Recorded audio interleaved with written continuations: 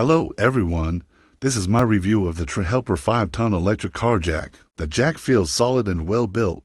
It's compact and comes in a neat kit with power clamps, air compressor hoses, and accessories. I plugged it into my car's 12 volts outlet, and in about a minute, it lifted my vehicle to nearly 18 inches, which is plenty of clearance. It also auto stops at max height, and the self-locking feature gave me peace of mind during the lift. The built-in air compressor inflated a flat tire in around a minute fast and convenient, especially on the roadside. The LED work light illuminated the undercarriage at night, which was super helpful for late-night repairs. A few things to be aware of. It has no internal battery, so you must rely on your car battery power. It's not rated for heavy-duty trucks or Jeeps stick to vehicles under 5 tons. It's powerful, and the built-in compressor and light are incredibly convenient.